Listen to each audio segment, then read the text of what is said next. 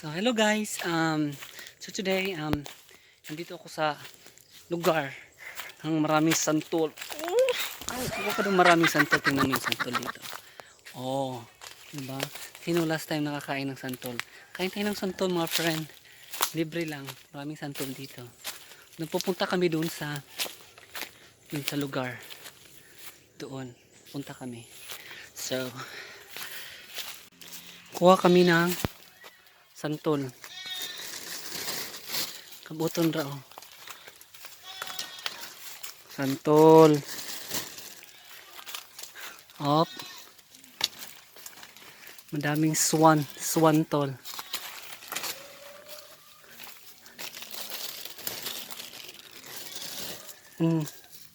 Santol kayo dyan.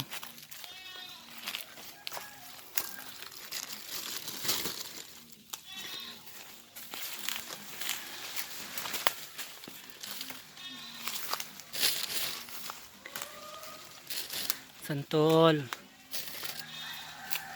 Tag 5 na lang. Takto na ni oy.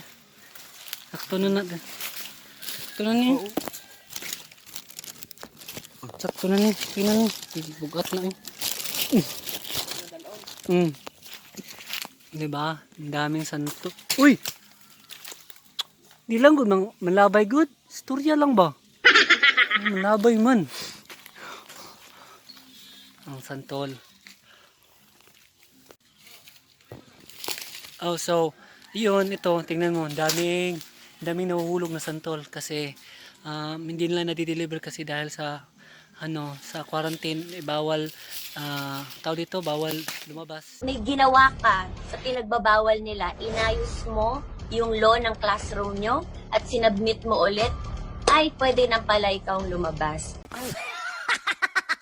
Si tatay yung may-ari ng santolan dito. Ito yung santol. Kaya nahuhulog na, nalalanta. Kaya ngayon, nanghihingi na lang ako.